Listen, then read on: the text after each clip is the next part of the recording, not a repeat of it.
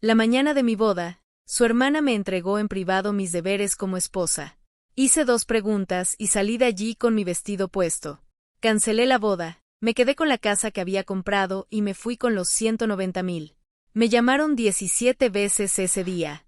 Por la mañana, la luz entraba por los ventanales que iban del suelo al techo de la suite nupcial del Hotel Meridien en largos haces dorados y todo olía a rosas frescas y a posibilidades. Mi vestido colgaba en la parte trasera de la puerta del armario, un sarmiento de seda color marfil ajustado a mano 3 veces durante 4 meses. El tipo de vestido que te hace sentir que toda tu vida te ha llevado hasta este preciso momento. Mi mejor amiga y dama de honor se reía de algo a mis espaldas y la mujer que me peinaba no dejaba de decir, «Quédate quieta, quédate quieta». Y recuerdo haber pensado, este es el momento. Es la mañana, todo comienza.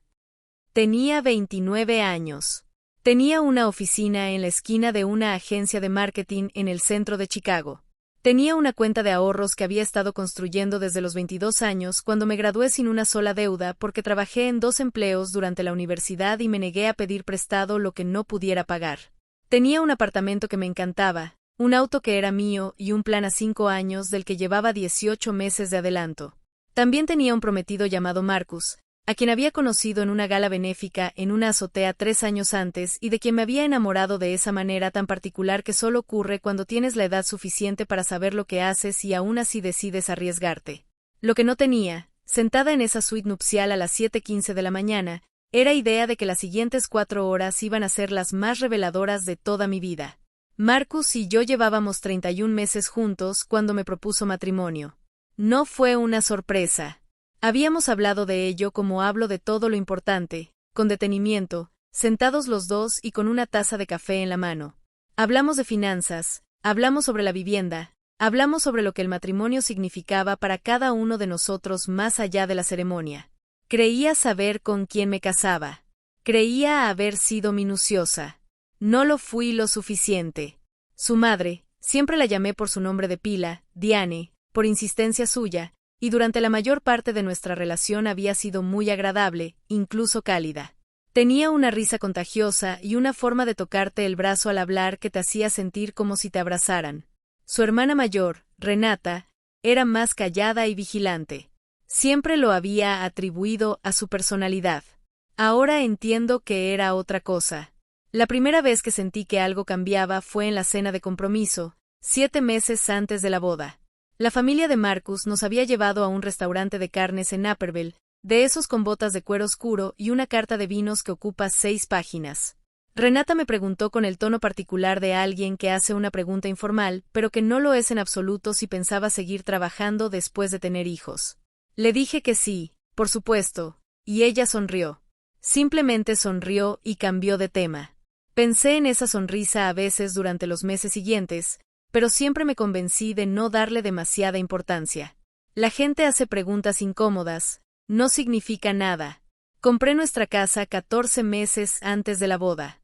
Era una casa estilo artesanal de 4 habitaciones en Elmhurst, con un gran patio trasero, pisos de madera originales, una cocina recientemente renovada con encimeras de cuarzo y un horno doble. El pago inicial fue de 220,000 pesos. Yo puse 190,000 pesos. Marcus puso 30. Contratamos a un abogado para que redactara un acuerdo de convivencia, algo que mi amiga Rachel, abogada inmobiliaria, me había insistido mucho en hacer. El acuerdo especificaba la participación proporcional. Yo tenía el 86.4% de la propiedad. Marcus se encargó del resto. En aquel momento me pareció una mera formalidad, de esas cosas que guardas y a las que no vuelves a mirar porque estás enamorada y no piensas en qué pasaría si las cosas salieran mal. Rachel me había dicho que guardara una copia en un lugar seguro. Me quedé con 3. La boda estaba programada para las 11 en punto en la finca Blackstone, a 40 minutos del hotel.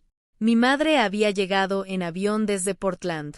Mi compañero de cuarto de la universidad había venido en coche desde Indianápolis. 67 personas habían viajado desde lugares tan lejanos como Seúl y tan cercanos como el suburbio vecino para estar en esa habitación cuando Marcus y yo nos hiciéramos promesas. La florista había usado 1000 tallos de ranúnculo blanco.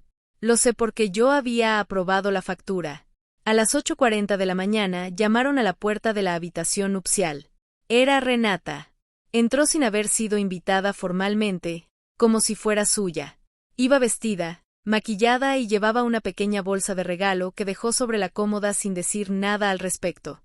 Me miró en el espejo un instante. Yo seguía sentada en la silla con el pelo a medio peinar. Entonces ella miró a mi madre y a mi dama de honor y dijo amablemente que esperaba hablar conmigo en privado durante unos minutos. Mi madre empezó a decir algo, la miré a los ojos y negué levemente con la cabeza. No pasa nada, dije, danos unos minutos. Cuando salieron, Renata se sentó en el borde de la bañera cerca de la ventana, juntó las manos en su regazo y me dedicó la misma sonrisa que en el restaurante. Paciente, como si hubiera estado esperando este momento durante mucho tiempo. Me dijo que quería repasar algo antes de la ceremonia. No quería alarmarme, me dijo, solo asegurarse de que todos estuviéramos de acuerdo. Me explicó que en su familia, y se refería a su familia, a la que yo estaba a punto de unirme, había ciertas expectativas sobre cómo funcionaban las cosas, cómo funcionaba el hogar. Dijo que su madre siempre había administrado las finanzas de la familia extensa, que era algo que las mujeres de la familia asumían como una especie de responsabilidad sagrada. Usó la palabra sagrado. También mencionó el tema de las cenas dominicales, que eran innegociables y habían sido el pilar de la familia desde que ella y Marcus eran niños. Explicó que estas cenas requerían que las esposas llegaran temprano para ayudar con la preparación y se quedaran hasta tarde para limpiar, porque así se había hecho siempre. Me quedé muy quieta en esa silla. Ella continuó hablando. Dijo que su madre había estado enferma durante el último año. Nada grave, pero que necesitaba apoyo adicional. Y siempre se había entendido que cuando Marcus se casara, su esposa ayudaría a sobrellevar parte de esa carga. No una carga, dijo. Ella usó la expresión no una carga específicamente, solo una contribución a la familia. Como todas las demás esposas contribuían. La dejé terminar. Esperé un instante después de que dejara de hablar.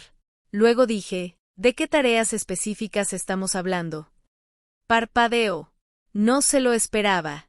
Dijo, bueno, la contabilidad de la casa, coordinar las compras, estar disponible entre semanas, y mamá necesita que la lleven a sus citas.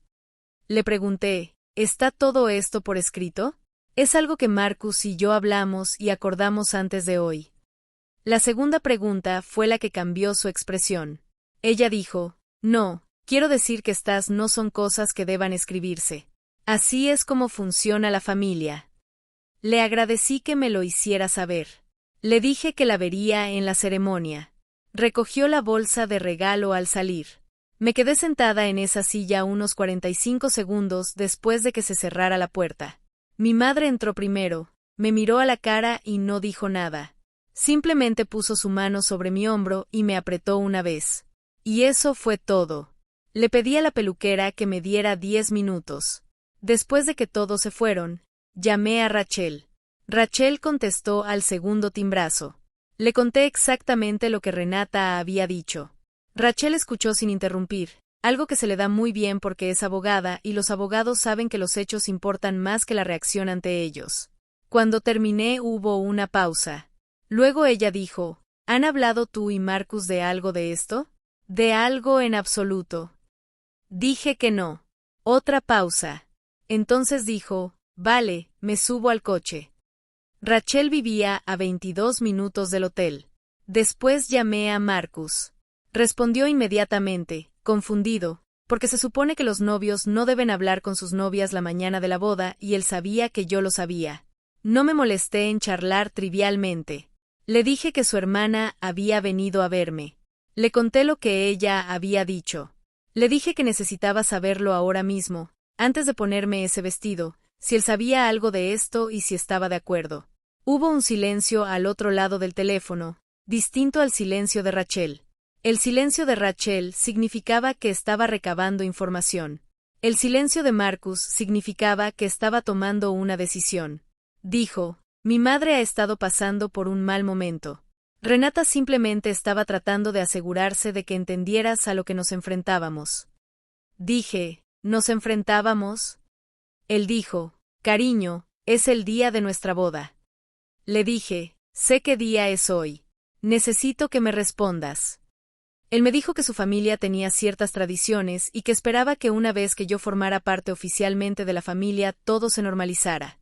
Dijo que no lo había mencionado porque no quería darle más importancia de la que tenía. Añadió que no son malas personas, solo necesitan tiempo para adaptarse. Le dije, ¿adaptarse a qué, Marcus? Él dijo, a lo independiente que eres. Ahí estaba. No lo dijo como un cumplido.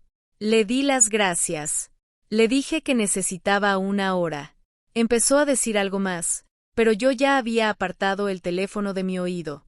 Rachel llegó en 19 minutos, lo que significa que condujo más rápido de lo debido. Entró todavía con su vestido de dama de honor, el pelo medio rizado y los tacones en una mano. Se sentó frente a mí en la mesita junto a la ventana y le conté todo de nuevo. Esta vez, incluyendo lo que Marcus había dicho. Rachel es de esas personas que procesan la información sin demostrarlo en su rostro. Se quedó sentada en silencio por un momento. Entonces abrió su bolso, sacó su teléfono y buscó un documento.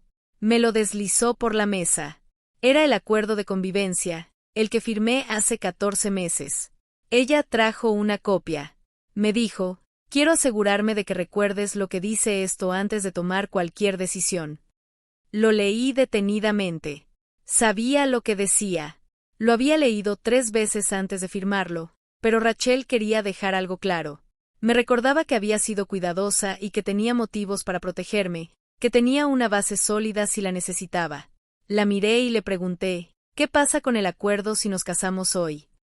Me respondió, un acuerdo de convivencia puede quedar sin efecto con el matrimonio, dependiendo de cómo se documente la ceremonia y de si firmamos algo hoy. Le pregunté, ¿y si no nos casamos hoy? Rachel me miró fijamente durante un buen rato. Luego dijo, entonces el acuerdo se mantiene tal como está escrito. Tu patrimonio está protegido. Me quedé pensando en eso un minuto. Fuera de la ventana, Chicago hacía lo que suele hacer en una clara mañana de octubre, lucir tan hermosa que casi te convence de que todo va a salir bien. Pensé en el vestido que estaba en la puerta del armario. Pensé en 1000 tallos de ranúnculo.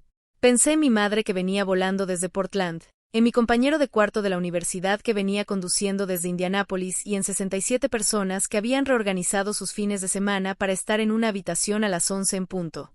Luego pensé en el silencio al otro lado del teléfono de Marcus, en su forma particular, en la manera en que había dicho lo independiente que eres, como si fuera un problema que hubiera estado archivando en silencio. Le pedí a Rachel que saliera 5 minutos. Llamé a mi madre. Ella regresó a la habitación y le conté con la mayor calma posible lo que estaba sucediendo. Mi madre no es una mujer tranquila por naturaleza. Es expresiva, cariñosa y propensa a las lágrimas con los anuncios de tarjetas de felicitación. Pero cuando de verdad importa, se queda muy serena. Escuchó cada palabra. Cuando terminé, me preguntó, ¿qué necesitas de mí? Le dije lo que necesitaba. Ella salió de la habitación. Me quedé sola por primera vez esa mañana y pensé en una conversación que Marcus y yo habíamos tenido unos 6 meses después de empezar a salir, tirados en el suelo de mi apartamento comiendo comida para llevar, hablando de lo que cada uno quería del futuro. Él había dicho, y en ese momento lo adoré por decirlo, que admiraba lo independiente que era, como no necesitaba que nadie le dijera quién era. Pensé que era lo más romántico que alguien me había dicho jamás. Ahora entiendo que lo que realmente estaba haciendo era medir la distancia entre quien yo era y quien su familia esperaba que fuera. Me quité los pendientes que llevaba puestos, los coloqué sobre el tocador. Me miré en el espejo durante un buen rato. Luego cogí el teléfono y llamé a la coordinadora de eventos de Blackstone Estate. Se llamaba Jenny y era extraordinariamente profesional en todo momento. A las 9:50, mi madre ya había hablado con las familias. A las 10:15, los huéspedes estaban siendo conducidos al restaurante del hotel para un brunch que Jenny había organizado en menos de 30 minutos. La mujer merecía un aumento. A las 10:40, Marcus me había llamado 11 veces, su madre 4 y Renata había enviado 3 mensajes de texto que comenzaban en orden con, aclara qué está pasando, por favor, llámame y luego nada más. Rachel se sentó conmigo en la suite mientras me cambiaba de ropa, quitándome el vestido de boda y poniéndome la ropa con la que había ido al hotel la noche anterior. No dijo nada innecesario. Me ayudó a volver a empacar mi mochila. Me ofreció un vaso de agua justo cuando lo necesitaba. Marcus llegó al hotel a las 11:30. Lo recibí en el vestíbulo, no en la suite, porque quería estar en un lugar con salida. No parecía enojado, más bien destrozado. Se sentó frente a mí en una de las sillas del vestíbulo y pronunció mi nombre 2 veces antes de decir nada más. Dijo que no sabía que Renata iba a venir a la suite esa mañana. Añadió que de haberlo sabido la habría detenido. Dijo que me amaba, que siempre me había amado, que nada de esto tenía que significar lo que yo estaba haciendo que significara. Le dije, ¿cuándo ibas a decírmelo? Él dijo, ¿decirte qué? Le dije que tu madre esperaba que yo me encargara de sus citas médicas y de las finanzas de tu familia y que apareciera todos los domingos para cocinar y limpiar. ¿Cuándo iba a tener lugar esa conversación? Dijo que después de la boda, que las cosas se habrían calmado. Le dije, después de la boda, ¿quieres decir después de que el acuerdo de convivencia fuera reemplazado? Se detuvo. Lo vi comprender que yo sabía exactamente lo que eso significaba. Lo vi tratar de averiguar cuándo y cómo lo había sabido. Dijo en voz muy baja, Rachel. No respondí a eso. Se recostó, se cubrió el rostro con las manos por un momento, luego levantó la vista y dijo algo que creo que pretendía sonar sincero, algo sobre cómo siempre había sabido que su familia era muy complicada, como se dijo a sí mismo que yo era lo suficientemente fuerte para manejarlo, como se convenció de que una vez que yo formara parte de la familia, todo se resolvería de forma natural. Dijo, pensé que te adaptarías. Le di vueltas a esa palabra varias veces. Le dije, Marcus, invertí 190 en esa casa. No lo hice para poder adaptarme. Él dijo que el dinero es parte de nuestra vida juntos. Yo dije que el acuerdo dice lo contrario. Él dijo que podemos revisar el acuerdo. Le dije que no íbamos a reconsiderar el acuerdo. Su voz se tensó aún más. Dijo que la casa estaba destinada a ser un hogar familiar. Dijo que sus padres habían contribuido, es decir, que le habían brindado apoyo emocional y que habían venido 2 veces a ver el progreso de las renovaciones, pero no económicamente de ninguna manera que yo pudiera documentar. Dijo que abandonar la solución era algo real y que yo estaba siendo imprudente. Le dije, no estoy abandonando algo real. Me estoy alejando de algo que nunca fue lo que parecía. Me llamó 3 veces más esa tarde. Su madre llamó 2 veces. Renata me envió un último mensaje que decía, espero que entiendas lo que le has hecho a la familia. Lo leí una vez, dejé el teléfono boca abajo y me serví la primera copa de vino de lo que se suponía que sería el día de mi boda. Las semanas siguientes no fueron fáciles, porque nada así lo es jamás. Marcus contrató a un abogado. Su abogado envió una carta sugiriendo que, dado que habíamos estado conviviendo en la propiedad y Marcus había contribuido a los pagos de la hipoteca durante los últimos 14 meses, existían motivos para reconsiderar el acuerdo de participación en la propiedad. Rachel leyó la carta y me la describió con una sola palabra. No puedo repetirlo aquí. Pero su mensaje era claro. Envió una respuesta en la que citaba el acuerdo de convivencia, la escritura pública registrada, la cláusula de participación proporcional y adjuntaba un desglose completo de cada pago de la hipoteca realizado durante los 14 meses cotejado con los registros de depósito directo de nuestras 2 cuentas bancarias, mostrando con precisión la contribución de cada uno. También señaló, con un lenguaje cortés pero categórico, que cualquier reclamación que sugiriera un interés equitativo más allá del acuerdo documentado tendría que tramitarse ante los tribunales y que estaba dispuesta a garantizar que dicho proceso fuera exhaustivo. La respuesta del abogado de Marcus llegó 10 días después. No iban a seguir adelante con la reclamación. Me quedé con la casa. Quiero ser específica sobre lo que eso significa porque creo que la especificidad es importante en historias como esta. No recibí una indemnización parcial. No recibí una indemnización que me compensara por un porcentaje de mi inversión. El acuerdo de convivencia se mantuvo. Mi participación en la propiedad quedó documentada y era defendible. Y el nombre de Marcus fue eliminado de la escritura en un proceso que duró 6 semanas y me costó una tasa judicial y la mano de obra de Rachel, por la cual se negó a facturarme y que le estaré eternamente agradecida. Marcus se mudó a un apartamento en West Park, por lo que supe a través de personas que aún nos conocían a ambos. Su madre le contó a cualquiera que quisiera escuchar que yo había tomado a su hijo por sorpresa. Renata dejó de aparecer en las redes sociales de amigos en común al cabo de unos meses. Ya fuera por decisión propia o por un algoritmo, no sabría decir. Lo que más recuerdo de aquella mañana no es el vestido, ni las flores, ni los 67 invitados. Es la llamada con Marcus. El silencio antes de que respondiera a mi pregunta. La forma en que el silencio de una persona puede revelar todo lo que ha decidido no decir en voz alta. En mis momentos menos optimistas, he pensado en cómo habría sido mi vida si me hubiera vestido esa mañana y hubiera caminado hacia el altar. De vez en cuando intento imaginarlo.